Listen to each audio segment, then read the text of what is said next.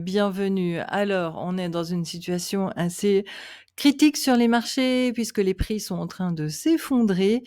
C'est évidemment dû, au bombardement en Iran. Bon, la première chose que je me suis demandé, c'est est-ce que les civils, vont recevoir des surtout les femmes enceintes et les enfants, pour les radiations? Mais heureusement, apparemment, pour le moment, il n'y a pas de radiation. Mais revenons aux chiffres.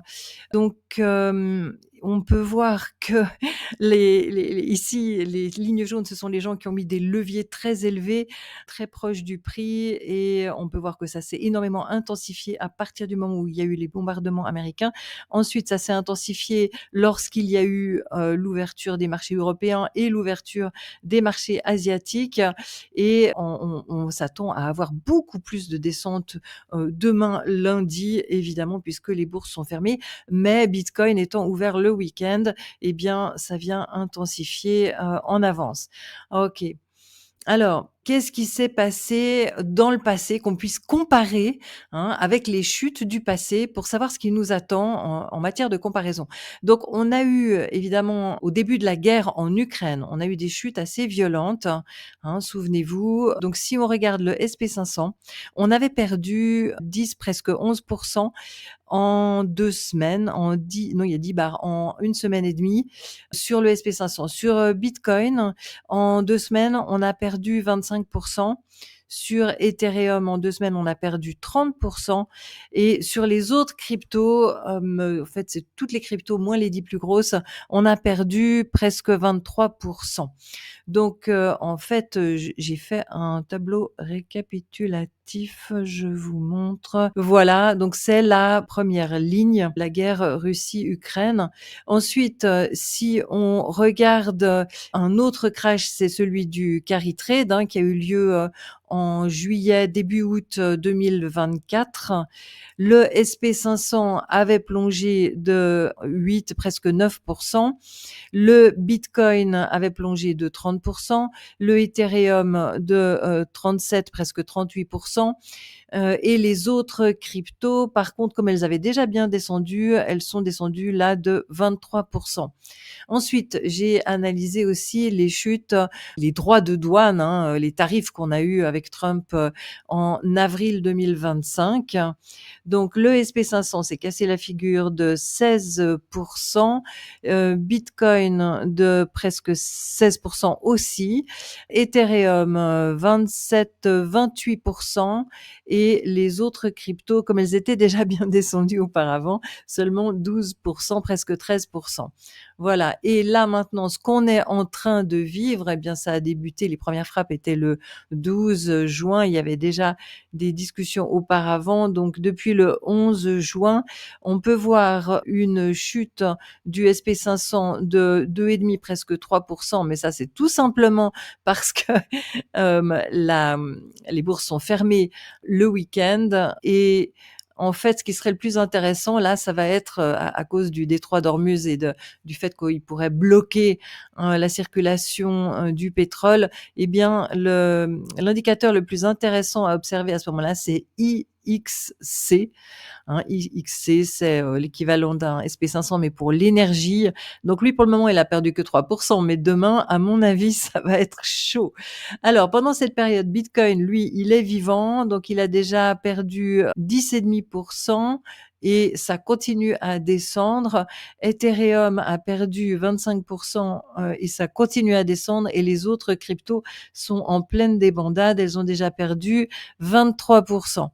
OK, alors tout ça ensemble, on se le met ici. Je vous ai mis les chiffres que je viens d'articuler, ils sont là, hein, et puis je peux vous dire que ceux du bas, en préparant ma vidéo, j'ai dû sans cesse les réajuster parce que c'est en cours. Donc, est-ce que ça va descendre plus? Il y a du mou pour que ça descende plus, surtout le SP500, bien sûr. Et Bitcoin, il y a encore pas mal de mou également. Comme on dit, le proverbe dit: «On n'attrape pas un couteau qui tombe», donc on va pas acheter en pleine descente. On attend que ça rebondisse, hein, et que si possible que ça consolide. Mais est-ce que ça va vraiment consolider? Telle est la question. Reprenons nos petits graphiques. Qu'est-ce qui va se produire dans les prochains jours? Alors, il y a déjà la descente. Si on compare avec les autres crises du passé, après quelques jours, là seulement après 4 jours, le prix était remonté, pas autant que ce qu'il avait perdu, mais presque. Ensuite, il est redescendu, remonté, redescendu, avant la vraie remontée qui finalement a débuté du genre 2 semaines plus tard. Hein, donc, vu de loin, quand on regarde la courbe, qu'on fait un zoom arrière, eh bien, on peut dire que c'est une courbe en V parce que c'est quand même remonté assez rapidement. Ensuite, si on regarde la crise suivante que je viens de vous présenter, là, la courbe en V, elle est encore plus flagrante puisque les prix sont remontés drastiquement, déjà 2 jours après, 3 jours après. Alors ils ont remonté de quoi? Des 2/3 de la grande descente. Ensuite, redescendu un peu et remonté. Et si on regarde ensuite, la crise suivante, donc là maintenant je suis en mars-avril 2025, eh bien les prix sont remontés assez rapidement, trois jours plus tard, redescendus, remontés, redescendus et remontés pour de vrai. Donc ça va assez vite, hein, c'est l'affaire de quelques jours. Si ça se produit, de la même manière, on ne sait pas à quelle sauce on va être mangé. Évidemment, c'est bien plus facile d'analyser la courbe après coup. Là, ça dépendra évidemment de qu'est-ce qui va se passer? Est-ce que le conflit va s'envenimer ou est-ce qu'au contraire, il y aura des négociations, un cessez-le-feu, et cetera? Est-ce que, il y aura des répressions de la part de l'Iran pour bloquer le détroit et du coup, les impacts économiques seront énormes et auront beaucoup d'impact sur nos portefeuilles? Donc il y a encore beaucoup, beaucoup, d'inconnus. Voilà, les chiffres du bas sont en cours et vont encore évoluer. Moi, j'ai une attitude par rapport à ça qui est assez sereine parce que je regarde sur le plus long terme. Donc je vais vous répondre donc à la question: comment protéger son capital? Si vous faites du trading court terme, si vous avez des produits dérivés, si vous mettez des leviers, alors là, il faut un money management très défensif. Il faut rapprocher vos stop loss, hein, c'est le minimum vital. Par contre, ceux qui investissent pour le plus long terme, ceux qui ont une vision des bulles de 4 ans comme moi, là, il faut faire un zoom out, regarder la courbe sur 1 an ou 2 et garder la tête froide. Donc moi, ce que je fais, c'est que j'ai des ordres en automatique pour vendre, dès quand les prix montent, mais ensuite, quand ça descend, je profite des points bas pour racheter. Hein, et pour éviter de se faire balader par nos émotions, mon astuce, c'est que je place les ordres en avance. Donc je vais vous donner un exemple concret, hein, c'est Aérodrome. J'en ai acheté en 2024 au début de la montée. Ensuite, j'ai revendu, la moitié pour récupérer ma mise de départ assez rapidement dans les semaines qui suivaient.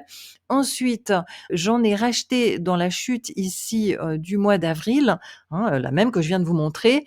J'en ai racheté à 35 centimes et j'ai revendu la moitié pour récupérer la mise de départ lorsque le prix a fait fois 2. Donc dans les 2 cas, il me reste 50 de mon achat. Je suis bien contente qu'il m'en reste parce qu'Aerodrome, c'est une excellente crypto qui, je pense, va très bien performer dans les mois qui viennent.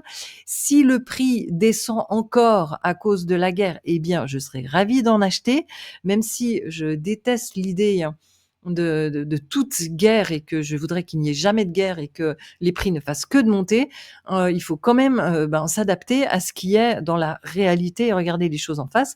Donc très concrètement, je suis prête à racheter de l'aérodrome si le prix descend plus et si j'en avais pas, j'en achèterais maintenant. On a un super bon prix d'entrée.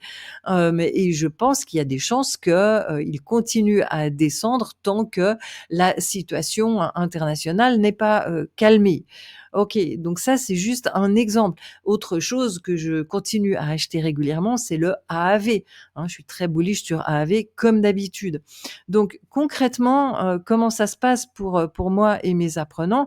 Ben, quand je fais un achat, je publie comme ça dans mon groupe privé Telegram et je vous rappelle que c'est un groupe, sur abonnement, hein. Si vous voyez des groupes gratuits, ce sont des usurpateurs, voilà donc oui, parce que ça, c'est épouvantable ces usurpateurs. Il faut que je fasse une vidéo là-dessus, hein. C'est épouvantable.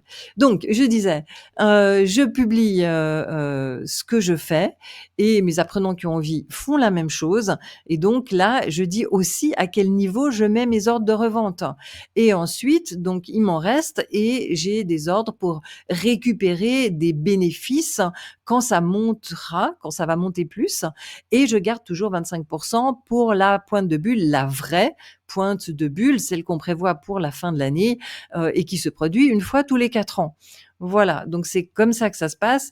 Moi, là, je suis en train de préparer une shopping list pour mes apprenants dans le groupe privé et de nouveau, je vais placer mes ordres en avance, de manière à ne pas me faire manipuler par mes émotions et garder une vue d'ensemble. Parce que toutes ces chutes qu'on voit actuellement, hein, qui ont l'air absolument horribles, quand on fait un zoom arrière, sur l'ensemble de la courbe, eh bien, ce sont juste des petites virgules dans la courbe, hein. Donc, c'est vraiment il faut faire un zoom arrière et se calmer au sujet de ce qu'on est en train de vivre parce que ce sont vraiment, voilà, des petites virgules dans la courbe.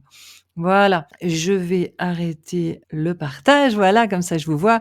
Est-ce qu'il y a des commentaires? Oui, alors j'apprécie, merci pour cette vidéo. Ah, vous êtes des amours.